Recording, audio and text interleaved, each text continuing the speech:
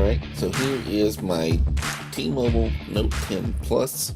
I got it directly from T-Mobile, and as you can see, there is an update available. Now keep in mind, this is the Note 10 Plus, not the 5G version. I returned the 5G version, but I'm very happy with my Note 10 Plus. It'll put me on the December security patch and give me Android 10 and One UI 2.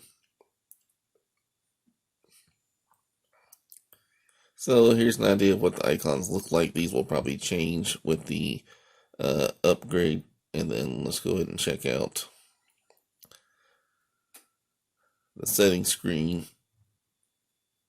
There'll be a handful of differences, but for the most part, it should be fine. So let's go ahead and install now. I am using the screen record feature here, and that's going to cut off, of course, at some point during the update process. I guess it just stopped it right there. Today is January, well, it's now 12:44, January 3rd, so I believe this has been out for a couple days now. It may have actually been out before 2020 started, but I didn't get a chance to get around to updating until now. I had some things I wanted to make sure I didn't want to have any problems with, so this is the first time I'm actually updating it, of course.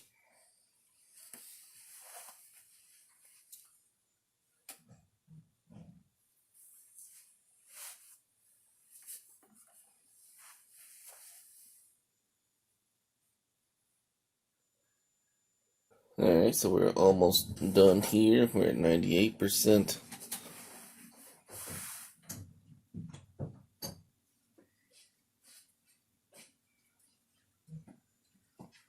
The reboot process.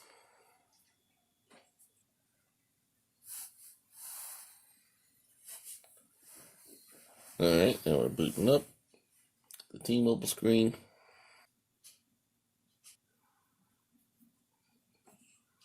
Optimizing our apps.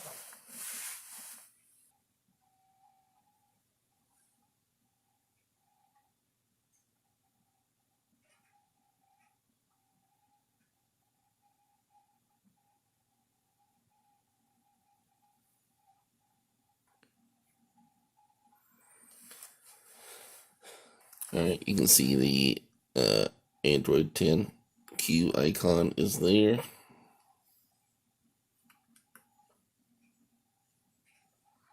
Seems like a different background.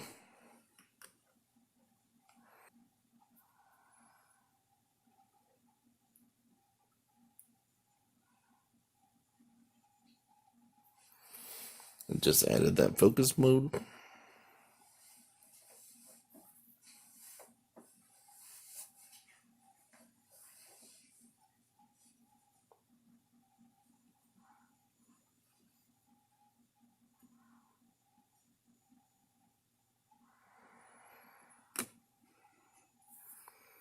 Still says it's finishing the update, so won't let me start the record screen just yet. There's a Bixby update available.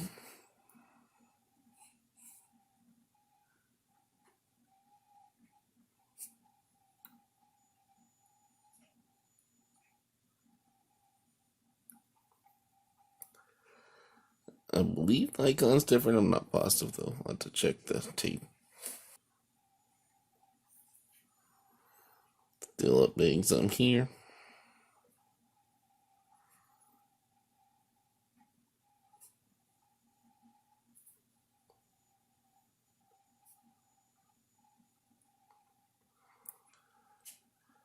So we got, this is still updating, but we have 3 updates available in the Play Store. Samsung Always On, Android System, and Chrome. I would assume those are going to be related to being on Android 10.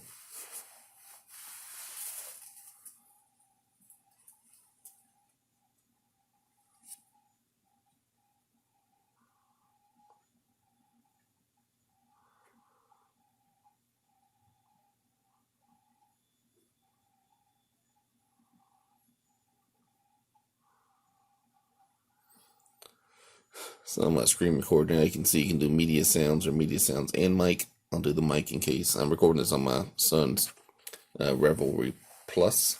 And I don't know how good the audio is going to be, so we'll see. I'll record this to see if the audio is any better.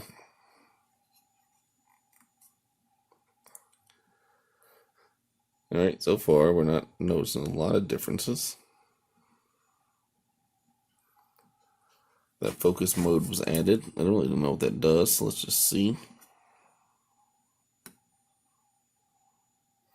Oh, that's the digital well-being. Let's see. Let's go to settings.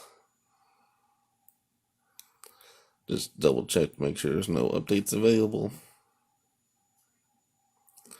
And you can see I'm currently on the December 1st security patch. You can see you're on One UI version 2 and Android 10. And then, of course, if we hit this, you can see we're on Android 10. There's like a game, I think, if you can move this stuff around. I don't remember quite how to do it. But if you make the Q logo,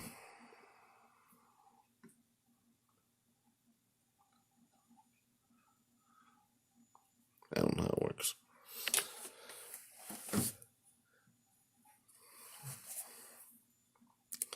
And I'll check the Galaxy Store to see if there's any updates there.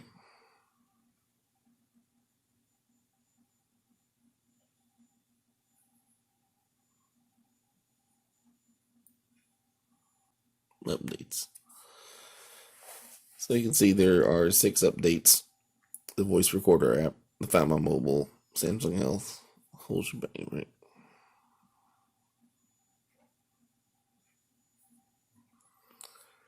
That's my Samsung Galaxy Active 2, which I have a video on.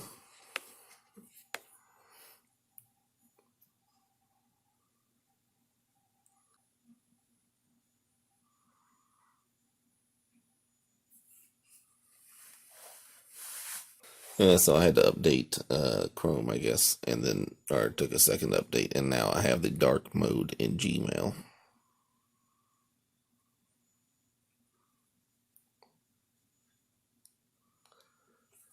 So yeah, so now we have the dark mode in Gmail, so that's pretty cool. Alright, so far, I mean, I don't see any problems with it. Looks pretty good.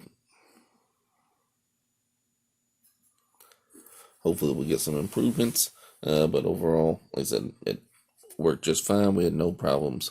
Everything's looking good so far. Alright, thanks for checking me out.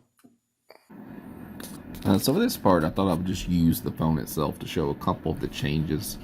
The lock screen, just the icons, or the typography, whatever you call it. It's easier to read, the lock screen, apparently. And then in this menu, when you scroll down, the time up in the top left here is smaller. It used to be a lot larger in One UI 1, I guess. So this one I do like. If you hold down the screen and go to wallpapers, it used to take you to the store, and now it takes you to an actual wallpaper screen. So if you go to My Wallpapers, it shows you just things you've downloaded. It used to take you directly to the store.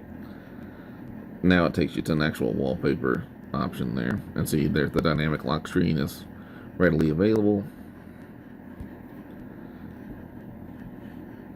I've showed this in a previous video, but if you don't use this, the dynamic lock screen is pretty cool. I recommend checking that out. The camera UI is a little different. Certainly the button to flip the camera is now more of a circle than a square. We'll probably cut out if I do this.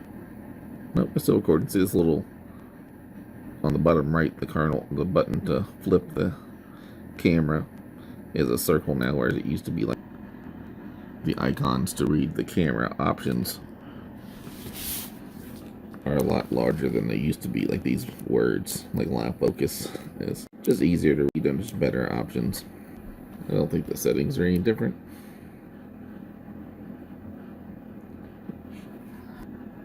So on the notification screen, you have this silent notification options right here.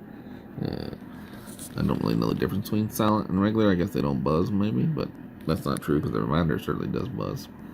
That's a reminder for me to check out a new phone on Metro.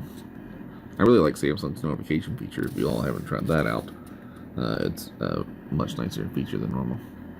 There's the permissions buttons have changed to more the one UI look instead of the old Google look, so like it to allow a camera or something like that.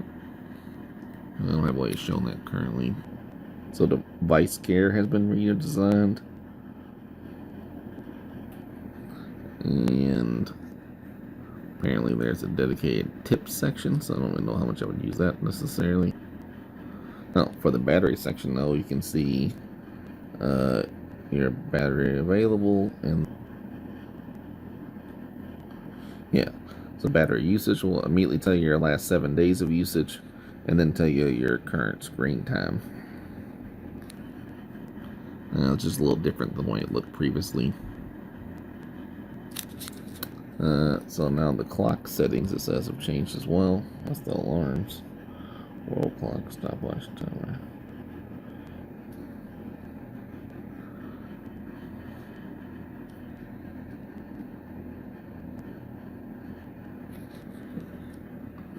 I don't know if I noticed that difference there. I'm just reading on Sam Mobile what the changes are.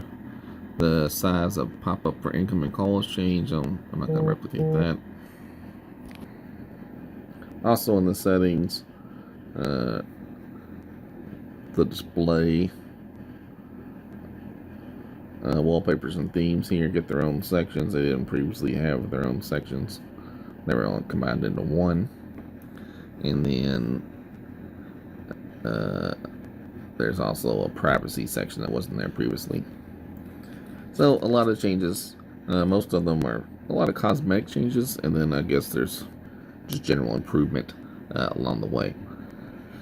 Anyhow, I've had it for 12 hours or so now, and I'm liking it. I haven't had any problems. The phone's not crashing. I'm not getting any errors, so I think it's safe to download. Alright, thanks for checking me out.